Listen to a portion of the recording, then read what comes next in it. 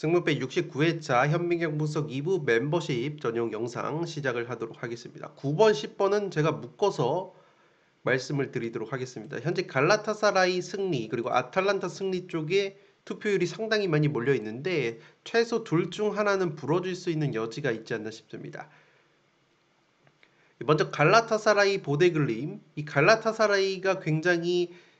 과거에 잘 나갔던 선수들 이름값이 높은 자원들이 많기 때문에 기본적으로 갈라타사라이 그리고 페네르바체 튀르키의 명문 홈 경기는 상당히 빡센 부분이 있어서 지금 갈라타사라이 승리가 유력해 보이고 저 역시도 갈라타사라이가 승리 가져갈 가능성이 높다고 보여지지만 우에파 클럽 랭킹 면에서 보면 오히려 보데글림이 저력을 보여줄 가능성이 있지 않나 생각이 됩니다. 보데글림 같은 경우에는 현재 우에파 클럽 랭킹이 36등으로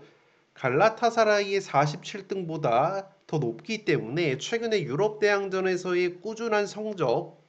DNA는 보데글림 역시 밀리지가 않기 때문에 이 경기는 최소 무승부는 가져갈 수 있는 경기라고 생각이 되고 보데글림의 주요 공격자원들이 자국 노르웨이 리그에서 상당히 잘 나가고 있기 때문에 그러한 점 역시 보데글림이 저력을 보여줄 가능성이 있어 보이고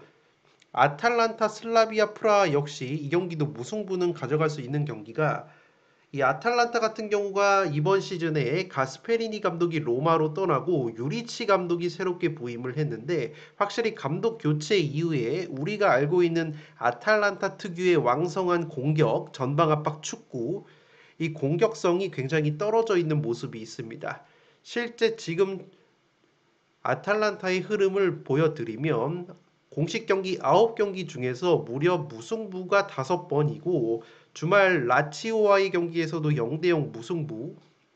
코모와의 경기에서도 1대1 무승부, 최근에 2연속 무승부에 그치고 있는 아탈란타라고 보시면 되겠고 이 슬라비아 프라하 역시 자국 체코 리그에서 무승부가 5번으로 무승부가 가장 많은 팀이기 때문에 이 경기는 슬라비아 프라하가 작정하고 수비적으로 내려앉을 경우에는 이 아탈란타의 이번 시즌 떨어지는 호전성과 공격력을 고려한다면 이 경기는 무승부의 이변픽도 충분히 가져갈 수 있는 경기라고 생각이 되기 때문에 개인적으로 무난한 정배 회차보다는 독식을 노려보실 분들은 이 9번이나 10번 둘 중 한 경기는 이변을 한번 노려보실 것을 권장드리도록 하겠습니다. 11번 경기 프랑크푸르트 대 리버풀 경기인데 이 리버풀이 지금 최근에 너무나 좋지 못합니다. 주말 리그 경기에서도 제가 현미경 분석에서 맨유 승리 이변 가능성이 있다고 말씀을 드렸는데 맨유에게 1대2로 패배를 당하면서 지금 공식 경기 4연패 수렁에 빠져있는 리버풀이고 이렇게 4연패를 당한 것이 11년 만이라고 하니까 굉장히 좋지 못한 흐름이 있습니다. 이 프랑크푸르트 역시 최근에 흐름이 그렇게까지 좋지 못한데 충분히 리버풀의 흐름을 고려하면 이변이 나올 가능성도 있어 보이겠지만 저는 오히려 리버풀이 한번 반등할 수도 있는 타이밍이지 않나 생각이 되는 것이 이 프랑크푸르트 같은 경우에는 지금 분데스리가에서 득점 역시 많지만 실점이 상당히 많습니다. 특히나 역습 상황에서 역습 실점이 지금 분데스리가에서 4골로 가장 많기 때문에 오히려 리버풀이 프랑크푸르트 원정에서는 주도적인 축구보다 선수비 후 역습으로 빠른 역습 카운터 축구를 들고 나온다면 프랑크푸르트의 취약한 수비 뒷공간을 공략을 하면서 개인적으로 5연패까지는 가지 않을 가능성이 있어 보입니다. 또한 리버풀에 지금 거액을 주고 영입을 한 플로리안 비르치가 10경기째 공격 포인트가 없어서 지금 해외 축구 팬들의 너무나 큰 비난을 받고 있는데 그래도 비르츠 선수가 분데스리가 출신이기 때문에 익숙했던 분데스리가 무대 그리고 분데스리가 팀을 상대로는 그래도 비르츠 선수가 어느 정도 두각을 나타낼 수 있는 경기이지 않나 생각이 되고 프랑크푸르트가 홈에서 압박 라인을 상당히 높일 경우에 이 플로리안 비르츠 선수의 예리한 스루 패스가 나오면서 은근히 비르츠 선수가 이 프랑크푸르트전을 기점으로 부활할 수 있는 흐름이 나올 가능성이 있어 보이기 때문에 일단 초안픽으로는 그래도 리버풀의 승리를 찍고 한번 넘어가도록 하겠습니다.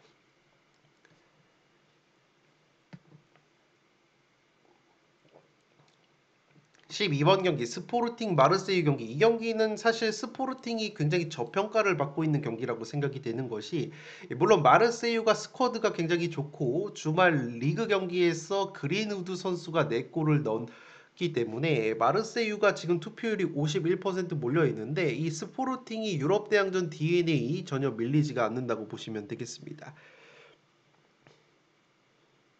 스포르팅 같은 경우에는 우에파 클럽 랭킹 23등으로 마르세유가 지금 40등을 달리고 있기 때문에 최근에 꾸준하게 유럽 대항전 무대에서 경험치를 쌓고 있는 것은 스포르팅이기 때문에 지금 스포르팅 투표율이 21%라는 점에서 여유가 되시는 분들은 승패 혹은 무패 투표를 추천드리도록 하겠고, 너무 마르세유가 고평가를 받고 있다고 생각이 되는 것이, 마르세유가 공격력이 상당히 뛰어나지만 지금 마르세유를 이끌고 있는 데제르비 감독이 과거 프리미어리그 브라이튼 시절에서도 보여줬듯이 공격력은 상당히 좋지만 확실히 수비적인 문제, 그리고 수비 뒷공간에 대한 문제가 있는 감독이기 때문에 이 스포르팅이 홈에서 효율적인 선수비 후 역습을 들고 나온다면 이 경기는 지금 스포르팅이 투표율이 21%는 상당히 저평가를 받고 있다는 점에서 이 경기 충분히 스포르팅 사이드 가져갈 수 있는 경기라고 생각이 됩니다. 이 13번 경기 모나코 대 토트넘 역시 오히려 홈팀 모나코 쪽으로 투표율이 많이 몰려 있는데, 반대로 토트넘 사이드 메리트가 충분히 있는 경기라고 생각이 됩니다. 토트넘이 주말 빌라와의 홈 경기에서 아쉽게 1대2로 역전패를 당했기 때문에 이 모나코는 지난 맨시티와의 챔스 경기에서 2대2 무승부, 극적인 무승부를 거뒀기 때문에 지금 그러한 기억 때문에 모나코 쪽으로 투표율이 몰려 있지만, 모나코 역시 주말 앙제 원정에서 결정력 난조를 보이면서 무승부에 그쳤기 때문에 이 경기는 지금 모나코 쪽으로 쏠려 있는 상황에서 토트넘의 무패 혹은 무승부 충분히 메리트가 있는 픽이 되지 않을까 생각이 되고 있습니다. 또한 모나코에서 주전 수비수로 활약을 하고 있었던 에릭 다이어 선수가, 이 토트넘이 친정팀인데 공교롭게도 다이어 선수는 부상 여파로 이번 경기 출전이 불발이 될 것으로 보이기 때문에 그러한 점 역시 토트넘이 충분히 해볼 만한 경기라고 생각이 되고, 마찬가지로 토트넘 역시 빌라전을 앞두고 주전 수비수 로메로 선수가 깜짝 결장이 됐었기 때문에 토트넘 역시 로메로 선수의 출전 여부에 따라서 무승부 혹은 투표율이 낮은 토트넘의 승리 충분히 메리트가 있는 경기이지 않을까 생각이 됩니다.